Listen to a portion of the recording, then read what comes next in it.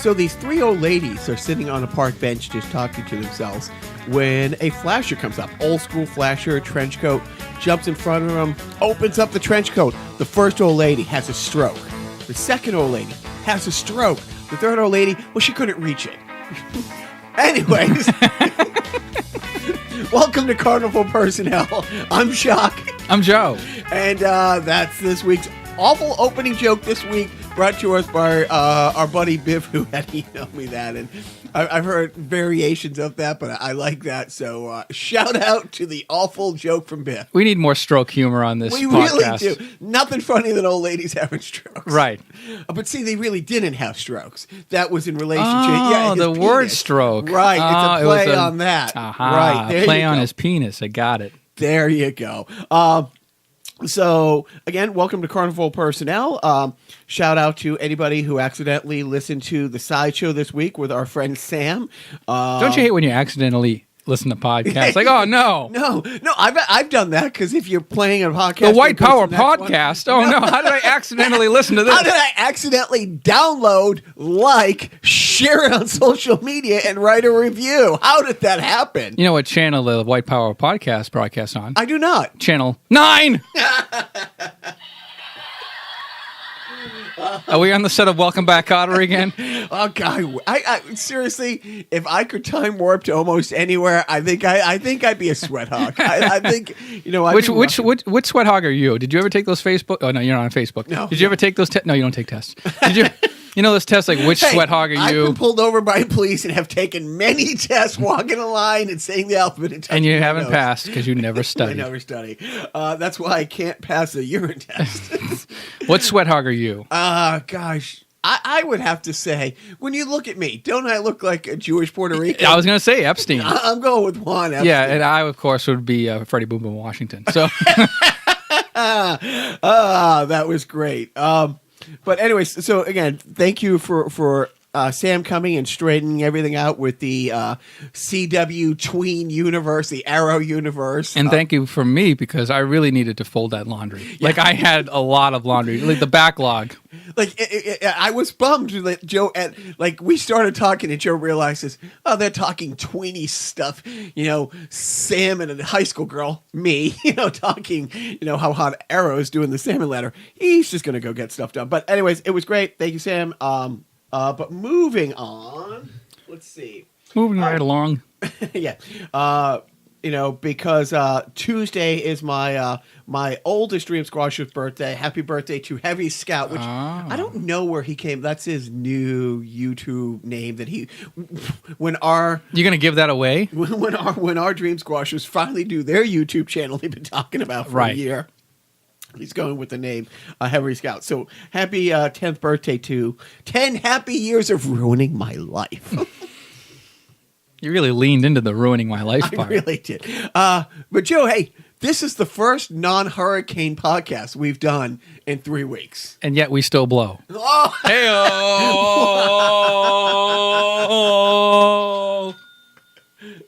But I was, there are no hurricanes to talk about. But I will say that they've closed down the charity. They've raised enough money. But J.J. Watt, $37 million, a little over $37 million is the total that he raised for Houston. Bless his Texan heart. And it's all, and he's saying, there's no overhead, there's no administration thing. This is money that's all going to Houston and the surrounding areas. That there's absolutely the money going directly to the people who need it. Yeah, I wonder how that works, because you can't just hand, like with FEMA, what FEMA did during Katrina, they just handed ATM debit cards to people, and they just went to the casinos with it, a lot of them.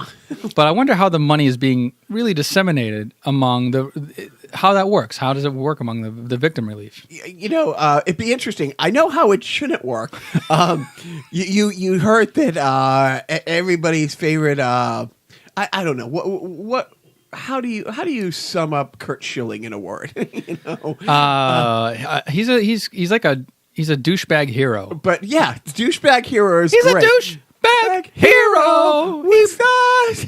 He bled through his sock. I don't know. Nice, well done. Thank you. Well done. So Houston, as that hurricane was raging, he did a little fundraiser, and he himself was driving down to Houston to solve this whole. Yeah, in the Scooby-Doo mystery van. One of our future defunct sponsors of the week might be Ernie Bach Jr., who gave him $100,000 to go down there and basically hand out cash and help people. It was absolutely great, because if there's one thing you know about Curt Schilling is solid financial management. I'm surprised he wasn't developing a hurricane relief video game. Well, that's my favorite thing about him is he's one of these absolute hardcore conservative libertarians, pull yourself up and all this stuff and government handouts. He puts all of his money into a video game company. It goes belly up and then goes to the state of Rhode Island where his offices were based, and wanting them to pay for his bailout. He doesn't know anything about money laundering. That was just a bad example. So he goes down there, and it's great because I heard, on one of the sports radios in town, he was checking in with them. And by the time he got down there, it's like FEMA had been doing its job, and they had all the stuff, like the supplies that he was going to buy. So then he's like, well, the hurricane's headed towards Miami, so I'm just going to drive there. And as you were saying, just decided he would just walk up to people and just assess if they needed money, just start handing out, literally just start handing out cash. So, right. I mean, which is great because all the stores were open. Right, exactly. I mean, no, but you ever try to crumple up a $1 bill and put it in your gas tank? It does not work. Right, you don't have a Mr. Fusion like in Back to the Future. You can't just throw $1 bills into your gas tank and get it running. So on one hand, it's great. He wants to go and lend a helping hand, but they don't actually need you down there moving. That's like me saying, I'm going to do my own dry cleaning. Like I'm not going to let the professionals do it or pay someone to do it right. I'm going to do it myself. Hands on. And the great thing, another great thing is like FEMA's one of those government agencies that hasn't been gutted yet. The State Department is still 30%. I mean, we have dozens and dozens and dozens of nations without ambassadors. The State Department is running there's some things that you can cut corners on and say, but maybe not with diplomats. Anyways, but FEMA hasn't been gutted yet. They haven't privatized FEMA yet. There hasn't been a Betsy DeVos made of FEMA, or so all the things that Obama has put in place are working fabulously. All these appointees running FEMA are still hung over from or left over from, and so they're doing a great job. They didn't need Curt Schilling driving down there. And by the way, if you're getting there after FEMA gets there, you got to be really bad as far as a relief effort goes. Right. FEMA takes their goddamn time. So Joe and I haven't even told Joe this yet, but I put it on the rundown. Joe and I are in a competition to one-up each other with computer woes this week. I called Joe the other day, and why don't you run down your computer woes? So my younger son has a hand-me-down laptop, which you said you didn't call them hand-me-downs. Hand-me-overs. Right, the hand-me-overs from siblings. He had a hand-me-down laptop from his older brother who had gotten a $1,000 kind of gaming laptop for Christmas. So for no apparent reason whatsoever, the internet decided to stop working on my younger son's laptop, which to a parent is like, thank God he can't get on the internet. But to a good parent, it's almost like, oh no, now he can't do his homework properly because he can't get on the internet. So I looked into it. I tried to, basically I Curt Schillinged it a little bit. I could do this myself. Tried to take it apart, look at it. I blew on it. I shook at it. I yelled at it. Called it names. Yes. And then I put it back together, and it still didn't work. So I had to get a new laptop out of some money that I was actually saving up for a new computer of my own. That'll have to wait. That's the name Dream Squashers. Nah, my dream of getting a computer to replace mine that's 10 years old. Yeah, first world problems. Wah! I can't get a computer to replace my 10-year-old iMac. Yeah, but that modem that you have, Right, I'm waxing it to make it go faster. But so, yeah, my younger son has a new laptop, courtesy of Best Buy, and they're wonderful protection plans, I'm sure. So I was talking to Joe about that. What's that, on Wednesday? Yeah. Look, nobody has more helpful advice than me. I'm like, did you turn it off and on? Okay, I'm out of ideas. That's about it, Yeah, and so what's your computer woe? So I have a newer computer. Braggart. My buddy John, who works for Apple. I got it through him through his employee discount. Had it shipped to New Hampshire where there's no taxes. So I really, I figured it all out. All angles covered. Putting the system on trial. I really did. I'm taking it down from the inside. As he taps his nose. So they, but it was, it was on the expensive side. But, it is my entire office. The empire that is Monkey Shark Inc. is my iPhone and that. Simultaneously, management, as you well know, is into rescuing, dogs and cats and. Oh, sure. I thought you rescued a computer. Like, oh, here, I found this computer on the curb for you. I take it. A cat that we adopted, that we came home from Qatar with in February, that I was unaware that we had adopted, chewed my computer screen. Wow. It absolutely, I looked over the other night and I was like, what is that? She was biting the side of the screen. So, of course, shoo away, shut off the laptop, and didn't think about, from now on, this desk, this one tiny desk that I share with the boys and everything else that gets along with my office, it is less than maybe 3 square feet. Well, to the cat's defense, you do have a mouse wallpaper. I really do. See what he's done there is when he says wallpaper, he on the computer on the screen, right? Yeah. No, it's so it did it cracked the screen, which completely So all the money I saved, and then of course I take it to Apple. I have Apple Care because why would you buy a $3,000 computer and not spend the $100 on Apple Care? But the Apple Care Plus that came out 2 months after I got the computer. About 2 months ago, in between, would have covered it. But the $500 I saved going through my buddy John and having it go to New Hampshire, I now get to give back to Apple. Oh, great. So. Yeah. Meow meow meow meow. So Joe and I are having very let's not try to one up each other with let's say cars this week. Yeah. So. Yeah, sorry, poor people, to bum you out with our rich people problem. My computer isn't working, Lovey. My second computer is right. Oh no. Yeah, it's I feel like we're like that Back to the Future. Like, wow, you have 2 computers. You must be rich. Oh, right. Yeah. Oh, he's teasing. Nobody has 2 computers. Now, if you did not have these computer woes, would you or would you not be waiting in line to get the new iPhone X? Does that mean it shows 3D porn? What does the X mean? I don't know. I have a 5. I know management has an iPhone 6. And have they gone? Has the 7 even come out yet, or did they? No, I have the 7. You have the 7. So that on the floor right there is 7. They actually did come out simultaneously with the iPhone X. They came out with the 8, according to my management, which, as everybody knows, is the guru of iPhone. So I take her word as. Oh, is she a big iPhone? No, I'm just making that up, just to make it. And sound why they went from 8 to 10? Because 7, 8, 9. Thank you.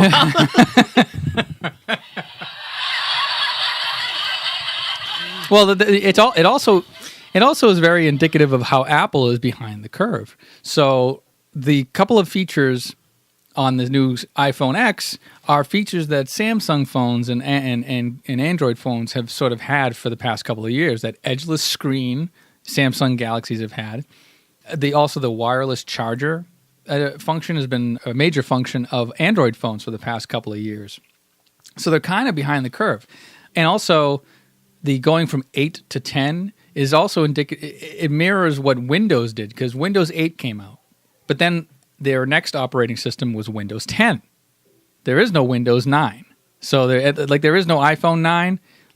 How the Doors, there's no bass? You see, the Gypsies had no homes. But that's just Shame, for us. Bass Man, Bruce McCullough, Kids in the Hall, top 5 album all time. Anyways, okay, so the whole, it's funny because a couple years ago, or it just got litigated, Samsung got its shit suit out of it by Apple for copyright infringement on a bunch of stuff. Which is a shame because Samsung was on fire. At the same, right. Oh, see what he did. Literally, Samsung was but Samsung also had suits against Apple for stealing all kinds of proprietary things too. So there's 2 phone companies left in the world, Well, 3, I guess. So the Google has their own phone. Samsung, I forget what the Google phone is called, but Samsung, Windows has their own. I mean, Microsoft has their own phone, I think, still. Okay, so there's 2 phone companies in the world. But seriously, they keep stealing back. So that's it. So the 10 is just basically their answer to all the stuff that they forgot to put in 8. Yeah, and then there's also the big Face ID function. Do you know anything about the Face ID? All I know is that when their CEO introduced it, it didn't work. Right. So apparently, one of the functions. Well, there's a couple of things to this new iPhone X that's vastly different from our previous iPhones. One is that they removed the home button. So you just have to like sort of tap the phone to unlock it or put in your password. But the other thing that they're trying to do is mine for data. I'm sorry, make your lives easier with Face ID. What it's supposed to do is it takes like a 3D matrix. That's how they get you. Is that from Black Jeopardy? That's from Black Jeopardy. So the new iPhone Face ID recognition, whatever you want to call it, it scans your face and it learns your face over time. So the lifespan of the phone, 2 years. By the way, you're not going to grow old with this phone. Right. It's not like you're going to be like, oh no, will this phone recognize you when you're 80? No, unless you're 79. But long story short, too late. I learned that the Face ID will try to activate itself if any face walks by the phone. So the camera for the phone is, I guess, always on, always looking, always watching. It's like the eye of Sauron or whatever the hell it was. Sauron. Sauron. Yeah. So we're not geeky at all. No, I'm not. I'm more nerdy, dorky. But anyway, totes adorbs. Yeah, exactly. So the Face ID will try to activate itself and unlock the phone if any face walks by the phone. So I think what had happened is that this phone had been previously falsely activated by other people besides Tim Cook walking by the phone before it was handed to him. Oh. So when it got to him, it didn't work on the first try and it automatically kicks you to the passcode. So that's sort of where it failed there. But yeah, I mean, that's just one of the other kinks that they have to get over before they track everybody's face on planet Earth. I mean, I remember years ago when people really started to find out when, and sadly, I think it became like, public knowledge how much phones are tracked when Michael Jordan's father was killed and the people who killed him took his cell phone and they were able to, locate the people. Right, with Find My Phone. Because they were using the phone. Yeah. No, this is years before the Find My Phone. Jesus. We're going back a decade. Yes. This is like flip phone shit, type thing. But they made calls from it. And from where they made the call, they were able to, triangulate where it was. But that's one of those things. Like every time something new comes out, everyone's like, "Oh my God, this is great! Look at this cool thing!" And nobody gives thought to. We're just giving our, facial recognition. We're giving our thumbprint. It's true, like the Black Jeopardy thing with the Tom Hanks and Saturday Night Live. It is true. It's like, oh, I'm going to give Apple. When I sign into Apple, I have to answer all these questions like father's middle name, birthday, mother's maiden name, birthday, social security number. You have give all your information to the Apple Wallet because it will make it easier to shop. If all your credit card information's in there, if all your history and your medical or whatever. They should just call it one basket. Right? So you can put all your eggs in it. One basket. And now it's like, seriously. And now the fact that it's the facial recognition, it's like, how much more information could we be? And the fact that, this week, and I know I'm kind of jumping all over the place, big surprise. But this week when Russia comes out and says, oh, it's not our fault we hacked the election. Yes, we hacked the election. We chose Trump, but their intelligence community should have stopped us. Like on national TV. It's your fault for being weak on security. It is what Russia has boldly come out and said fake news. And it's like, oh, sure. Let's make sure all the fake news bots in Macedonia now have our facial recognition to go with all the information in our Apple Wallet. Yeah, exactly. So, I mean, we should be all in control of what we put on the internet, like Jacques with Twitter. Jacques fallen in love with Twitter, by the way. In case you haven't noticed, the four of us who have followed... Yeah, this new thing. Yeah, exactly. I lucked into this thing where I can say anything I want, and anybody at any time can read it and maybe respond to it and maybe give it a heart. I did. I've been on, never been on social media. Just got on social media. It's become my new black tar heroin. because I need another distraction from parenting. And I went to text Joe about something the other day, and I write the message. I'm texting him, and I write the message, and then I'm going back and I'm making all the A and D into ampersands. I'm taking all the apostrophes out of the don't. Right. T-O to the number 2. And then I just start laughing because I realize life isn't all 140 characters. Right. Well, the other thing is, are you doing that on Twitter? Because on text, you don't have to do that. Well, that's it. I was texting him, and then I realized it's like, oh my God, in the past couple of weeks, I've so programmed myself. To edit your tweets down. To edit the tweets down. And I'm going to say, if I've sent out 100 tweets, 90 have them been to Blotus, because my stated goal is to get blocked by him. Like, honestly, I'm not a person till I get blocked by him. You might get blocked by me before he gets... if you don't shut the fuck up over there with your... Calm down. I know it's a pretty girl, Twitter is, but you don't have to constantly make out with her. Which, by the way, your tweet the other day about your relationship with Hershey Kisses. All right. If any of you want to follow me on Twitter at OptiGrabber, you're in for some real comedy gold. Don't follow the Jacques 4. Because that's bullshit. It is bullshit. Right. If you want to hear him reply to Blotus all day long. And every time I reply to Blotus, I put in, well, Mr.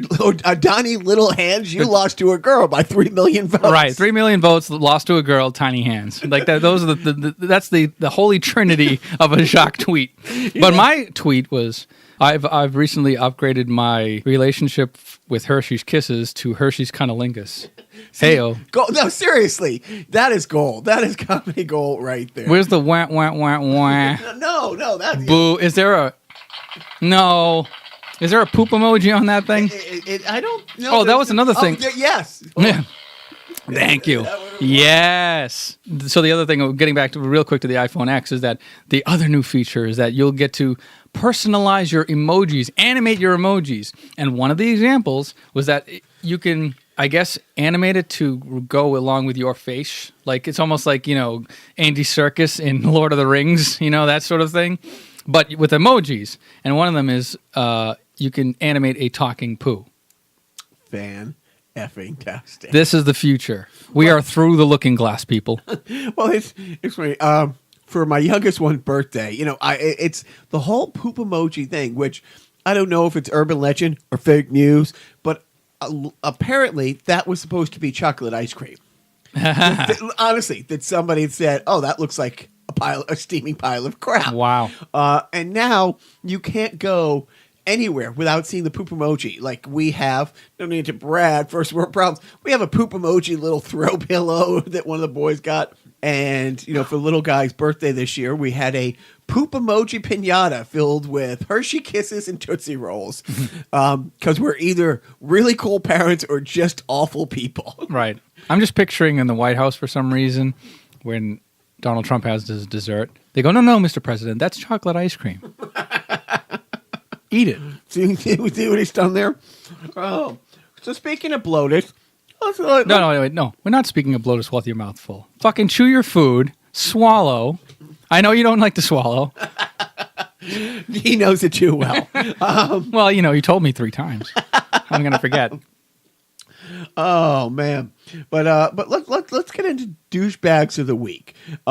Because, there's always just so much to pick from right now. And, of course, this week, can we have multiple douchebags in 1 week? We can't. Well, is there like Sunday, Monday douchebag guy?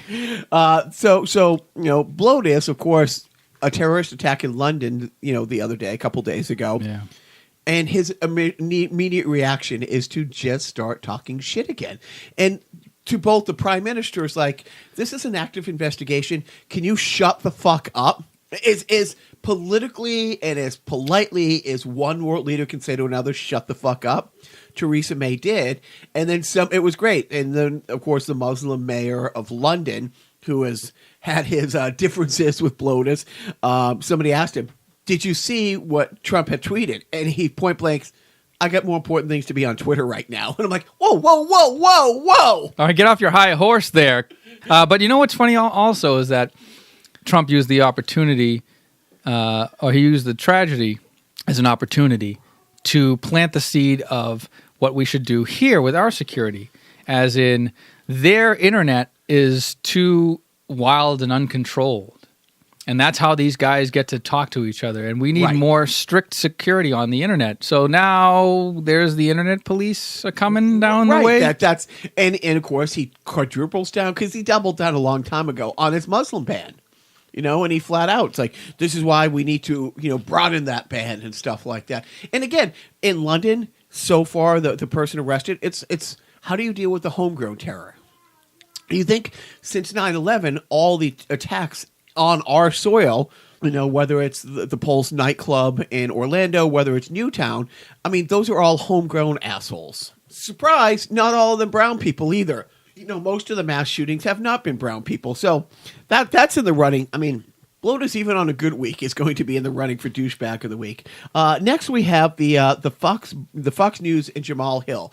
And you followed the Jamal Hill thing? Yeah. So it's a fireable offense according to Sarah Huckabee Sanders, the chief. She's the White House chief. What the hell? She's the new Sean Spicer. Yeah, right. The new Sean Spicer. Oh my God, imagine, that sounds like that's an advertising blurb. The new Sean Spicer. Comes with his own bushes. Yeah, So Jamal Hill is a commentator on ESPN who apparently said that the president of the United States is a white supremacist. I don't know where she got that idea. Who surrounds himself with white supremacists. Right.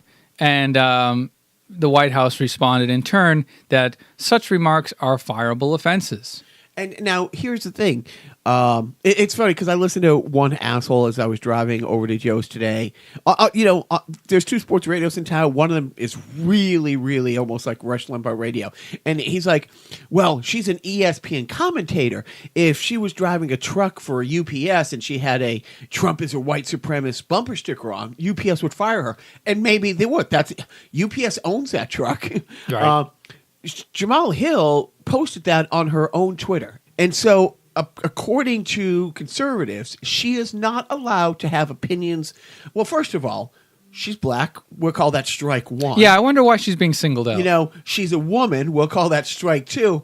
And then these are all sarcastic strikes, by the way. Right. And then, now there's, this black woman decides she's going to have an opinion. Game over, man.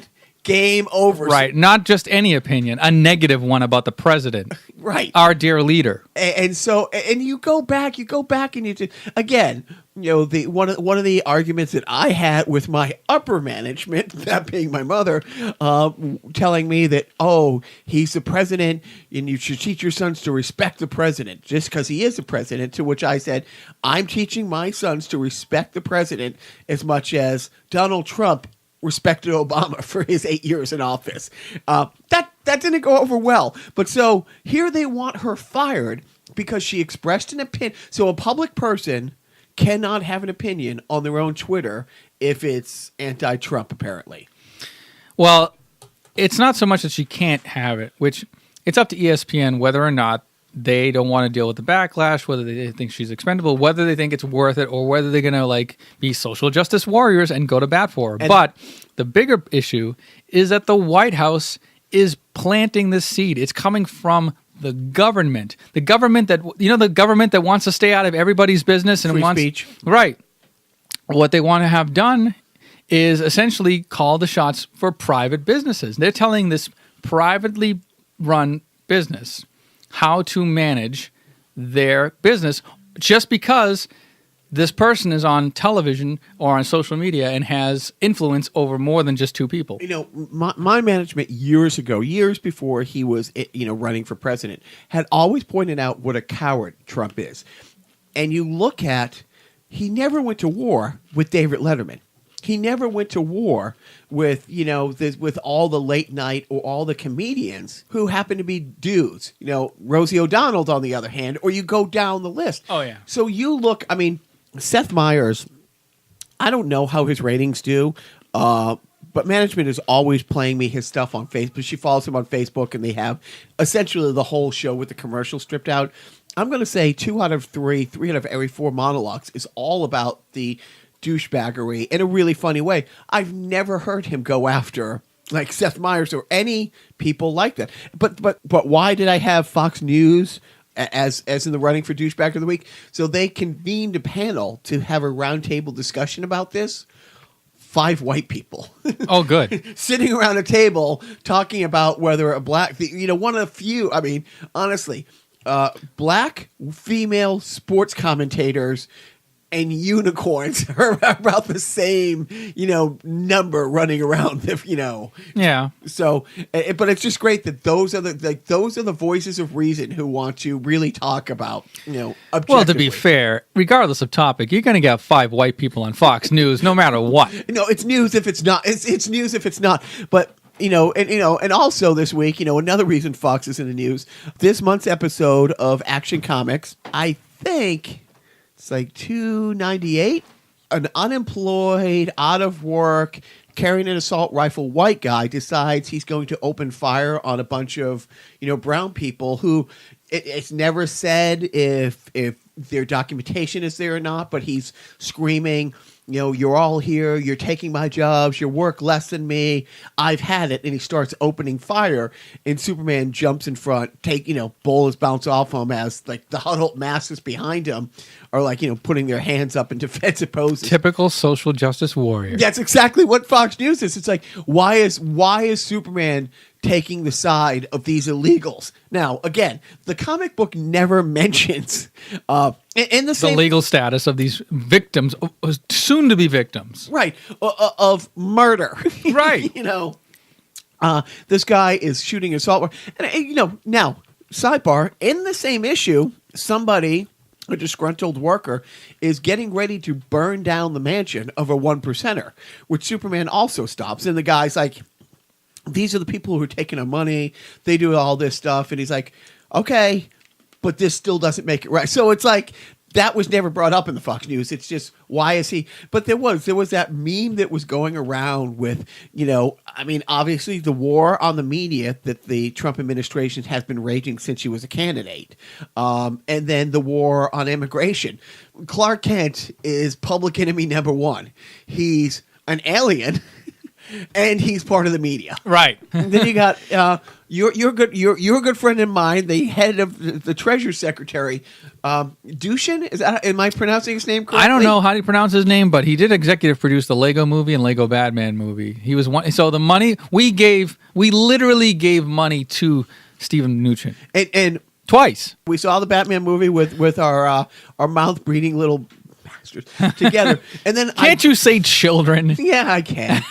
Okay, my management's children. Oh. We took them to see it in the theater. We took them twice. Bought it on Apple TV the day it came out, and must have spent.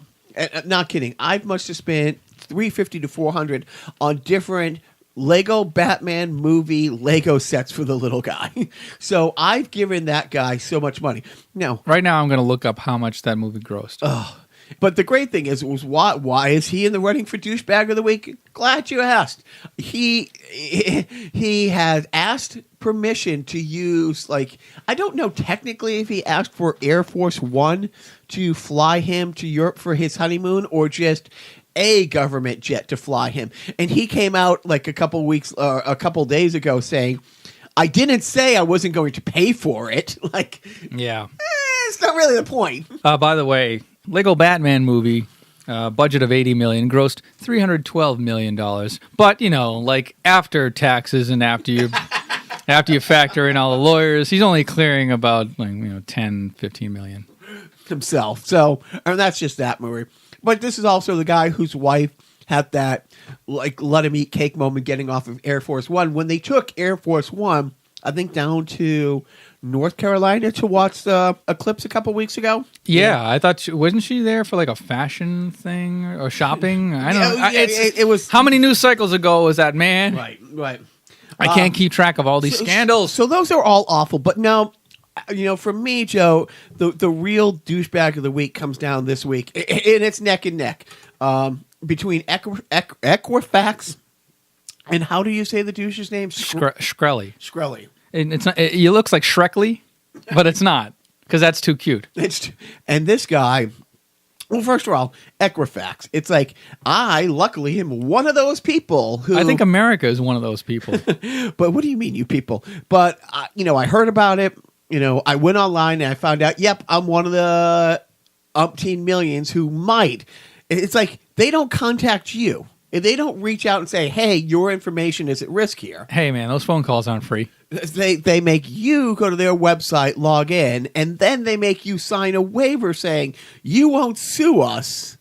Right, and they don't make it crystal clear because nobody reads the terms and conditions when they hit the agree button. You just said, I agree, give me the give me the Equifax, and just tell me if I'm in danger of having my identity ripped off by Russian hackers. And they knew about this for a couple months now, in which that time they had previously been warned, your system isn't up to date and you're at risk for this. Also, were they Y2K compliant? I don't know. Whatever happened to all the Y2K technicians? They died. But then you got, a bunch of the people on the executive board who dumped stock, just weeks before, after they found out they were breached, before it went public, knowing that it was going to take a hit. And it's great. They were all like, it was only a few $1 million. Right. Only a few $1 million. It's only a few. And a few could mean anything. It could mean 3. It could be 300 million. But that's a great thing. It's like you miss a GameStop payment 4 years ago. You can't buy a house. Right. They get hacked, and 150 million people who you never sign up for Equifax. It's not like, oh, which credit bureau am I going to sign up for? It's completely. Yeah, I haven't interviewed many credit bureaus. But we're all beholden to these the only 3 real credit bureaus. But there's a clerical error on your part that you were 31 days late on a GameStop payment 5 years ago. You're going to have trouble buying a house, but they get a free pass. A comedian on Twitter said the same thing. It's basically like you were late on a car payment 7 years ago. Good luck buying a house. Also, Equifax. Your social security numbers and vital information may have been hacked. Shit happens. Right. And that's exactly. And again, you go back to the side of the fence and say, businesses have too many regulations. You know what? Take away all business regulations. The market will correct itself. Yeah. Not having watchdog groups oversee this shit. Not having. Honestly, how is somebody not going to jail for this? Easy. Right. Nobody's prosecuting this. But why does that have to do? What does that have to do with Martin Shkreli? Well, he's in the running with Douchebags of the Week. It's him and Equifax. It comes down to them. So this guy's, everybody knows, he dubbed himself, the farmer bro about a decade ago. He's the guy that, decided when he took over, it doesn't matter the name. It was the AIDS pill. Right. Yeah. That he raised 1,000%. Yes. I mean, he is the face to all that's evil in this world. But he got convicted of all things while a hedge fund manager defrauding people. So he was facing, and he was out on $5 million bail. He was facing, I don't know if he was going to get real jail time, but his bail was revoked, and he is spending until his sentencing in the Gray Bar Hotel for violating his parole for putting out on Facebook that he offered $5,000. Guests of the justice system stay at the lovely Gray Bar Hotel. Powered by Marriott. It will be as soon as he privatize all that. Do not joke. But yeah, he puts out on Facebook, he offered $5,000 to anybody who could get a locket from Hillary Clinton's head. A lock, yeah. A lock of hair. Right. Now, she didn't win the presidency, but I don't think you can offer money. Let's say I can't offer $5,000 to anybody to get me a lock of Joe's hair. By the way, how is he going to verify that was actually a lock of hair? Like, if you're going to go to Martin Shkreli, be like, hey, man, I got it. And is he going to have like a DNA sampler like right there? He actually might. Oh, right. That's right. That freak actually might. That's right. But seriously, because he has all the fingerprints from her and her DNA from the child sex ring that she was running out of the pizza place in D.C. But seriously, the douchebag posts that on Facebook. Apparently you can't put bounties out on people. So they revoked his bail. Goodbye $5 million, which to him is lunch money. And if he had any lunch money left, that's like 6 AIDS pills. Wow! Too soon? Nope. You keep that. You keep that gold roll. But seriously, I think he has to be the douchebag of the week. Okay. What else? Well, that's it. Well, now that we're talking about Hillary, have you heard? And we mentioned it last week. Her book. Actually, I heard her on a couple shows. The book is not as whiny as the right had made it out to be. And again, I every time I get sucked in, like I'm like Pacino in Godfather 3, that awful movie. Every time I think I get out, they pull me back in. I see the initial reaction and the initial blurbs from her book, and and it's put out not by Fox News or something. It's like put up by like kind of regular average people on social media that I follow, or are retweeted by other people that I follow. And they're like, okay, look at this little blurb where she blames everybody, including the Bernie Sanders campaign, including the DNC, for screwing up her campaign and her chances of winning. But I, did everything right, basically. And I got sucked into that. And it turns out that's not the case, not the whole book. But it's the same thing. It's like, I will always use this as an example. My favorite movie, if it's not my favorite, it's in my top 5, is Ishtar. And every time I say that, people are like, oh my God, that movie's awful. I've yet to run into somebody who has said it's awful who's actually seen it. Right. I mean, and then, you explain the movie, whatever, but that's the whole thing. Everybody tells me how awful a movie is that they've never seen. Now, so I shouldn't judge a book by its excerpts that are posted on social media the day it comes out? Oh, let's hear what Breitbart had to say about this and then make a decision. No, I mean, and granted, there is a bit of like, but again, it's like it's not as bad as people say. And there are sour grapes in that book. I mean, how can there not be? Right. But does it take away? Look, I know that anybody that criticizes Hillary Clinton, like this is also I'm going to use an argument that's the right uses, where it's like, oh, if you criticize Obama, you're a racist. Not necessarily, but if I criticize Hillary Clinton, am I a sexist? Not necessarily. Well, what am I criticizing about Hillary Clinton? I mean, that's the funny thing. It's like we found out how racist the country was when Obama became president. Obama becoming president didn't mean racism was gone. It meant more racism came out. Like people who, racism rubbed its eyes. It did in the bright sun and went, what happened? Why have I been asleep for so long? And Hillary running really. It made being, I mean, here, it sucks for me because it's all about me. Nobody likes misogynistic jokes more than me. I love and now it's like it's one of those because you know that they're wrong, right? And that's the thing. It's but maybe we should know not to tell them. Well, that's so why often. I can't. That's right. Why, like, I would usually open this show. Had we done this show. And Hillary was president, we probably wouldn't be doing a show because I wouldn't have been so depressed and angry, needed an outlet.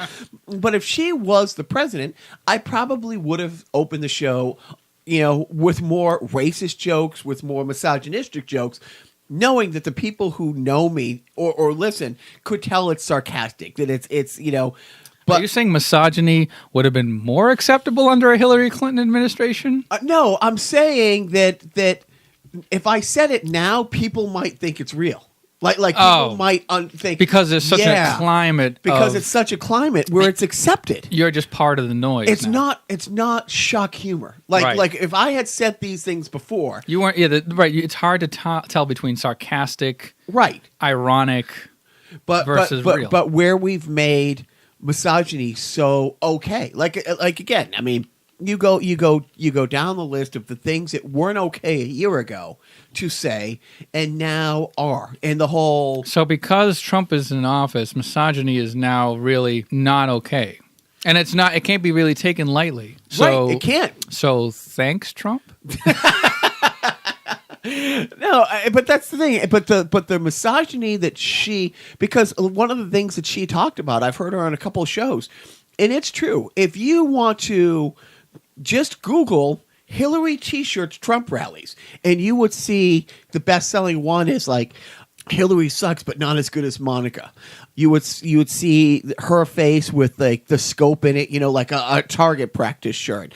You just go down the list, and she said there was more than a few dozen times she saw people wearing her severed head. I mean, just that alone, just the fact that you could, people are walking around selling T-shirts of her. What do you see? A good one? Oh yeah, I'll just run down And the list. by good, Right, I know. This is it's like Hillary for prison 2016. All right. Actually a little funny. Okay. Trump that bitch. Yeah, Trump that bitch. I wish Hillary had married OJ. See, I'm now so who was a comedian who did the severed head Trump thing a couple months ago? Kathy Griffin. Into the world. And she said it's like misogyny, it really showed its ugly head. I mean, so the book doesn't seem to be as anti-Bernie and I was perfect candidate and everybody else fucked up as it said. Yeah, there's bitter grapes in there. And like I said last week, has to be one of the hardest things a person can deal with is losing the presidency, coming that close to being the leader of the world. Winning the popular vote. Winning by 4 votes, 5 votes, I think a couple dozen? 3 million. Oh, that's like all the North. That's like North Dakota, South Dakota, Marilyn Idaho. Monroe. Oh. No, that's North Korea, South Korea. So what's our point? I don't know. Our point is when Joe's right, he is right. And several months ago, Joe had said that Trump was going to create jobs. He was going to create jobs for everybody, including child labor laws, like those pesky child labor laws. Kids were going to go back to work as they should. And this week, you were right. Yeah, I saw that. So I don't know what the specifics are because I don't read now. You know how certain people didn't read past the headline growing up? Like, I don't read past the picture. Like, I don't. That's how much I love to not know. No. Put the money in a book. But so there was a picture of an 11-year-old boy mowing the White House lawn, and Trump like yelling toward him over the lawn. My lawn. Oh. Right. Well, one of them was like, I didn't know white people could run these. So I guess the kid, had emailed or tweeted or somehow word got out that he was willing. He loved Trump so much, and he has a job mowing lawns, and he wanted to come to the White House and mow the lawn. So the government spent money taking the kid out of school, bring him in to mow the lawn for the photo op of the child labor. So Joe, when you are right, you are right. A win's a win. We came so close to having to say something nice about Blotus this week. So fucking close.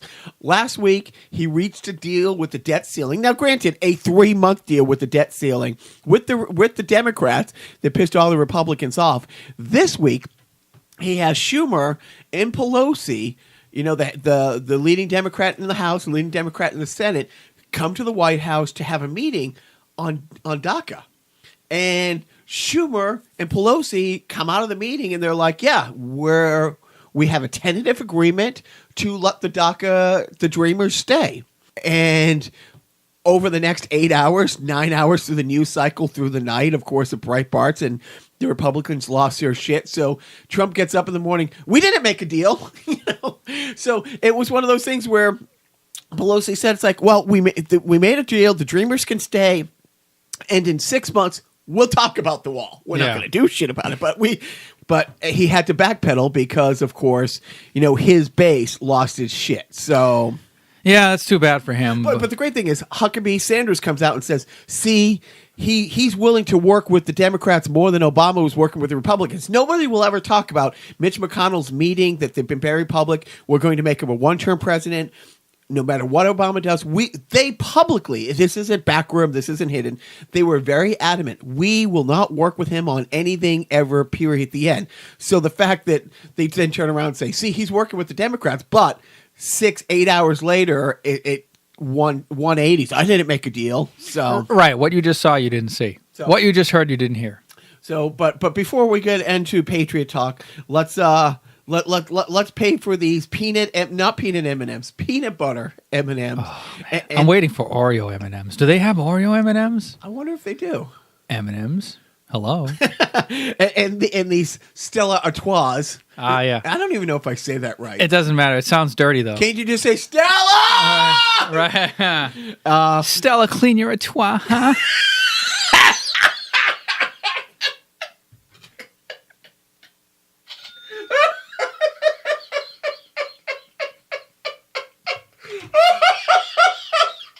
So with that, we're going to the fuck sponsor of the week. Who's the host of Funhouse? George Bush. No. George Bush is the host of the White House. J.D. Roth is host of Funhouse. Well, of course he is. Don't be ridiculous. Funhouse is that great game show for kids. Oh, yeah, I love the messy stunts. Just like Dumbo. Piathlon. Pinhead. Don't call me Pinhead. No, I wasn't calling you Pinhead. No, Pinhead is my favorite stunt on Funhouse. Is it near the White House? Yes, it is. Funhouse, weekday afternoons at 4:30 on Channel 20. See, with the money rolling in from the defunct sponsors, your computer woes and my computer woes, thing of the past. Unfortunately, the money is like 1970s money. Oh. So it's not as worth as much as it is. Oh, is it worth more? I Is it forget how worth more? Yeah, Right, maybe. right. Oh, Yeah, yeah, dollar maybe. back then was. Thank you. Shit, man. I should be rolling in it. You are rolling. I think you are. Yeah. See, what I did there is the poop emoji, and I called it that. And so the world almost ended last Thursday. Yeah, no, nothing about North Korea firing a second missile over Japan. The Patriots did not win the season opener, but they did lose not only the game, Dante Hightower, their captain on the defense. They lost Danny Amendola, which isn't a shock. I mean, I hate saying he's injury prone, but he gets hurt every fucking season of his career. He's been in the league 8 years. The only 16-game season I think he played is his rookie year in St. Louis. St. Louis. Thank you. No, Naaman Johnson. Thank you. So we go into New Orleans this weekend without Dante Hightower, captain of defense, without Matthew Slater, the captain on special teams, and without, you cannot say the Edelman replacement, Amendola, but, the other short white guy who is The other white meat. dependable. And the other thing this week, twice, Brady has come out and he's been very upset that the lack of a competitive nature in that game and in practice this past week, he's kind of pissed. And he's pissed that people aren't pissed. He wasn't great in the game. He missed a couple wide open receivers. It was not everybody else's fault, and Brady's not saying that. But he's like, yeah, people aren't furious that we lost this game. And They're losing their edge. and there's two. Well, so we'll see what happens because the big wide receiver, we gave up our first-round draft pick, Cook, played the last 3 years and, for the Aints. So maybe, going, it's on the road. Maybe he's inspired.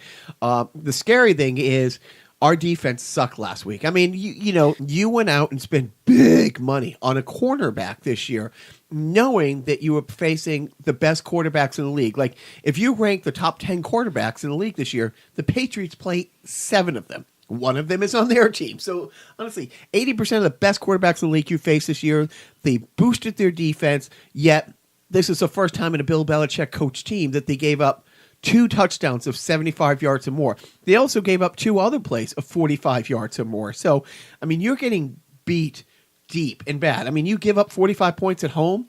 Anyways, what about your lock of the week? Even with all that said, their offense is great. Our offense is great. Their defense is shit. Our defense is supposed to be good. So I will say I'm sticking with my original prediction from a few weeks ago from the Pats preview, 45-38 Pats. You're talking about sideshow number 12? I am talking about sideshow number 12. Oh, it's great to be doing a show with somebody smarter than me. But so that so with the Pats update, we won't spend that much time on it because I'm still not in a Pats talking mood because of that. But let's move right to my personal favorite part of the show, the random video game review. Oh, great. This is the part of the show where we bore the audience with minutia that has to do with a video game system that's 30 years old. So what Jacques doing now is he's not talking, mind you. He's getting up and physically grabbing a game off of my shelf of 270 plus Nintendo Entertainment System cartridges that I sadly house in my basement for some reason. No, they're not insured. And now it's up to me to decipher which game he pulled off the shelf for me to review. And it looks to me that it's somewhere in the K's. It's not Kid Icarus. It's not King's Knight. It's not Kings of the Beach. It's not Crazy Creatures. So it's between K.I. Is it Kirby's Adventure? Wow, he does it again, folks. Oh, great. The courtesy blow. Got to clean this cartridge now. You're not supposed to blow in these things, man. Kirby's Adventure, a classic NES game later release. This was a first-party release. It was actually developed by HAL Laboratory. The guys who did Super Smash Brothers did this game. And it's a fun game. It was designed with the intent of making it easy for little kids to play, but fun for adults to play. It's a platformer. You control Kirby. He's this round little pink, ghostly-looking guy, but he walks around. And he can suck in air, and he can also suck in enemies. Lucky enemies. And and what he also does in this game, which is unique, is that when he ingests his enemies, he can mimic their ability. So if he sucks in a fire-breathing enemy, he becomes a fire-breathing person himself. Then now you can breathe fire as Kirby. But it's a very colorful, easy to pick up and play. It's not a high learning curve. There's not a lot of backtracking and adventuring through a large map. It's got a great soundtrack. It spawned dozens and dozens of sequels and spin-offs. They're still making Kirby games to this date. They're probably more popular on the Nintendo 3DS platform now, but Kirby's Adventure was essentially the granddaddy of them all. I think actually Kirby started off as Kirby's Dream Land for the Game Boy system. So this is, I guess, the second game, I think, in the Kirby oeuvre, but it's the first for the Nintendo Entertainment System, and it's great. And it has like a battery backup, so you can save your progress. You don't have to put in a stupid password. And it's a fun game. And this, I'm going to say, according to the Ultimate Nintendo Guide to the NES Library, 1985 to 1995, written by Pat Contry, a.k.a. Pat the NES Punk, I'm going to say that he gave Kirby's Adventure 5 fucking stars. He gave it 5 fucking stars. It's a 5-star game. That's right. This is a great game. Let's see. The Pink Puffball stars in a large, cheerful platformers that would be one of the last big hurrahs of the NES. Yes. So, yeah, I mean, a 5-star, that's pretty good. Yeah, I mean, it's high praise from Caesar, I say. I don't, you want to guess what this cart only is going for? I'm going to say $10. $12.50. Well, I'll be. Bad. Yeah, you know what? Damn it. The number 12 rattled in my head just before I said 10. And you know what? I'm like that contestant on Who Wants to Be a Millionaire who knows the answer but has to phone a friend and has to use the 50-50. I just can't bite the bullet. Just go with your first instinct. Always go with your first instinct. So if I did that, I would do the podcast. Or get out of bed in the morning. I know. So the funny thing is, all I know about Kirby is that the boys absolutely love him on Smash Brothers. Right, because in Smash Brothers, his ability is mimicking your enemy's ability. So you ingest your enemy, and then you spit them out, and then you get their power. And he's basically he's like the Cuisinart of enemies. You know, he's like the Weird Al Yankovic of enemies. He can copy all these great enemies and hang with the best of them. Yeah, so that's how I know Kirby. But yeah, they absolutely love him. Obviously, that came out in '93, that game. So yeah, it's easy to put him in probably the top 10 long-lasting figures in that world. As far as Nintendo characters go, certainly, yeah. Probably top 5 for Nintendo characters. So that will bring us to this week's parenting tip of the week. What do you got for a parenting tip? My parenting tip of the week is you're never too old to be active with your children. I say if your children have to do certain things in order to meet high school requirements, like say volunteer for 40 hours, you can also help with that. This morning, we record on Saturday. We had our local town day, and we volunteered for the local community access, public access. Same people you did the Back to the Future with. Yeah, so they were looking for volunteers to go around and interview people and run camera work and all that stuff. So Connor and I were part of that group, and I did most of the me with my oratory skills. My interviewing skills are top notch, second to none. Charlie Rose over here. I don't see too well. Is that Walter Cronkite sitting across from me? Yeah, right. A Dick Cavett. Emphasis on the dick. That's right. Anyway, so yeah, I did that with Connor, and I say, be involved with your kids through the teenage years. Don't just abandon them on the side of the curb like a regular can of beans.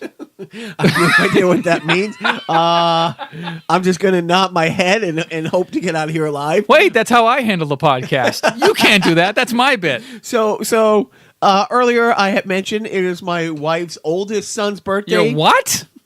Your what? Management's oldest son's birthday. Yeah, I'm sorry, I can't hear too good. I thought you called her a wife. He turns my current wife. Oh, right. My current wife.